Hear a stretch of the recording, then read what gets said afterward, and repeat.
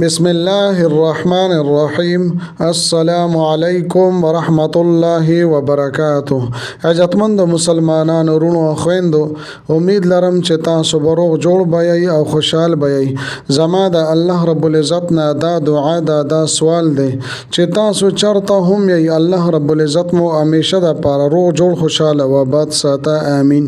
عزتمندو، نن د یوې نوې او خاص وظیفې سره زه ستاسو مخکې حاضر یم. محترمو، نن درته د ګل د ورځې یعنی د پیر د ورځې یو ډیره خاص او ډیره مجربه وظیفه بیانوم. ان شاء الله تعالی د دې عظیم الشان وظیفې ډیر حیران کن او معجزاتی کمالات به تاسو ووینئ چې تاسو دا وظیفه د پیر یعنی د ګل پر ورځ باندې وکئ. د ژوند څه حاجت مو دی، څه مقصد مو دی، ان شاء الله تعالی الله رب العزت به دغه حاجت پوره کړي. دغه مقصد او دغه خواهش به مو الله جل شانه پوره کړي او مشکلات او مصائب او د بیمارونو به الله جل شانه نجات عطا فرمایي کړي. محترمو، مختصره وظیفه ده لیکن ډیر عظیم الشان برکات دي د دې وظیفې. زما عزتمندو، د ویډیو شروع کېدو نه مخکې تاسو ټولو ناظرینو سامعینو په خدمت کې دا درخواست دی چې تاسو اسه هم ویډیو ګورئ. په اول ځل باندې مو زما د دې چینل وزټ کړی وي او دا چینل ملا تر اوسه پورې سبسکرایب کړی نی، نو برای مهرباني دا چینل سبسکرایب کړئ. سبسکرایب سره خوا کې د ټاله ولا نشان دی، دا تاسو کلیک کړئ او سلیکټ آل کړئ د دې لپاره چې د هر راتلونکي ویډیو نوټیفیکیشن تاسو ته ملاويږي. ځکه چې زما عزتمندو په دې چینل کې زه تاسو ته هر قسم مستند وظایف راوړم. هغه مستند وظایف چې ما ته خپل ځانو د هغې اجازت را کړی دی. د دې نه علاوه زما عزتمندو ستاسو تعویذونه پکار وي، ستاسو نقوش پکار وي، نو ما سره زما په واتس اپ نمبر باندې تاسو رابطه کولی شئ.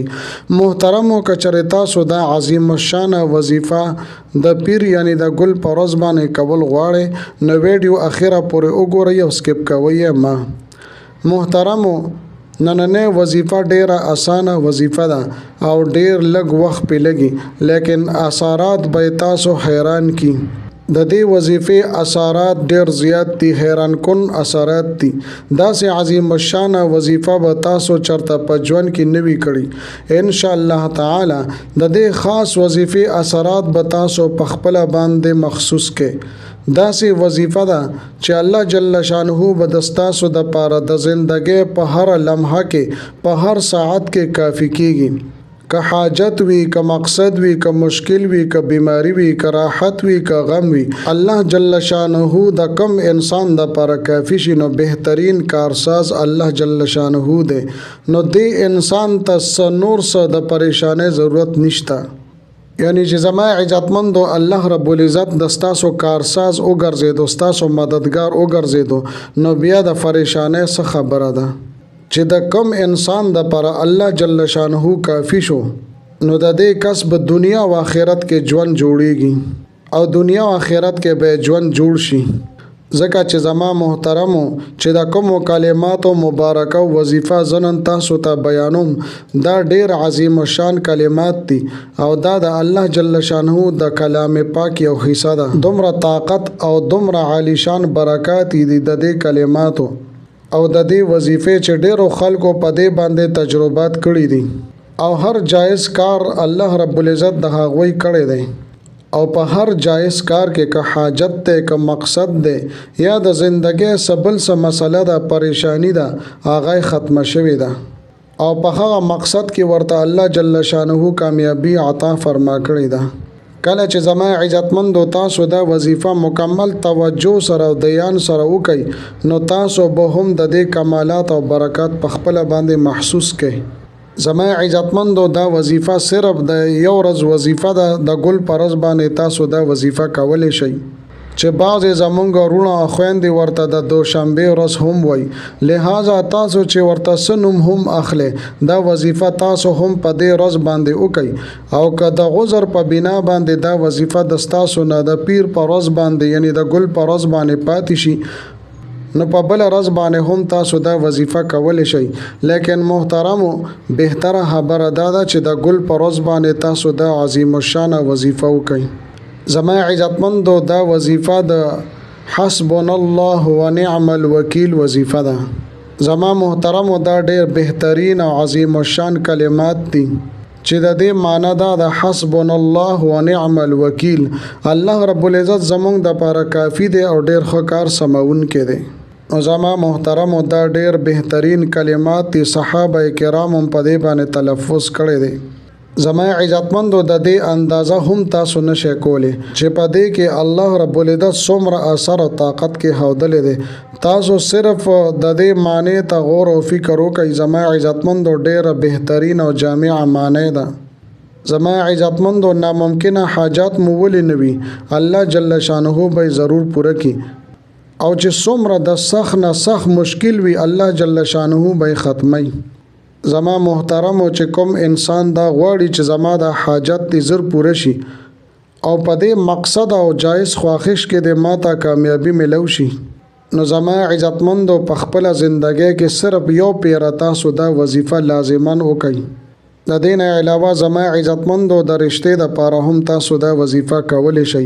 د کاروبار د پاره هم تاسو دا وظیفه کولی شئ. کاروبار مو نشته یا کاروبار مشته خو پای کې نقصان او تاوان تاسو ته ملاویږي، نو زما محترم تاسو دا وظیفه وکړئ. یو عظیم انقلابات په تاسو په خپل کاروبار کې محسوس کړئ. یا زما عزتمندو دا سیرونه دي چې هغه بهر ملک لتلی دي، الته کې کاروبار نشته، نو هغه هم دا وظیفه کولی شي. یا زما محترم دا سیرونه چې هغه بهر ملک ته تلل غواړي خو د هغې په کاغذونو کې مسله ده، د هغې په ویزه کې مسله ده، نو دا سیرونو ته پکار دي چې دا عظیم الشان او عالی شان وظیفه وکړي. ان شاء الله تعالی الله رب العزت به دا تمام مسائل حل کړي. اوس زما عزتمند او راځم وظیفې طرف ته. تاسو ته د وظیفې پورا مکمل طریقې کار او ترتیب ذکر کوم. زما محترم او ډیره اسانه وظیفه ده، ډیره مختصر وظیفه ده او ټیم په دې باندې ډیر زیات لګي. طریقې دا ده چې د پیر پرز باندې د ګل پرز باندې چې سټه ممتاز ته موقع ملو شو، نو صرف د یوې ورځې وظیفه ده. زما محترم د ټولو نه پیله اول به تاسو 3 پیری درود شریف وایي. د دې نه پس به بیا 500 مرتبه 1500 پیری تاسو حسبنا الله ونعم الوکیل، حسبنا الله ونعم الوکیل د دې ورته وظیفه وکړئ. او بیا د دې نه پس زما عزتمندو 3 پیری به تاسو درود شریف وایي. نو دا خو زما محترم د پیر د ورځې یعنی د ګل د ورځې د یوې ورځې وظیفه و چې ما تاسو ته ذکر کړله. دین علاوه زما عزتمند استادو سره خاص حاجت وي او تاسو دا وای چې دا خاص حاجت زما زر پوره شي، نو زما عزتمند هم د حسبنا الله ونعم الوکیل یو بل وظیفه ز تاسو ته ذکر کوم او دام ډیره مختصره او وړه وظیفه ده. تاسو به صرف د پیر پرز باندې د ګل پرز باندې د 5 منځونو نه پس صرف 5 مرتبه 15 پیری به تاسو حسبنا الله ونعم الوکیل، حسبنا الله ونعم الوکیل بوای.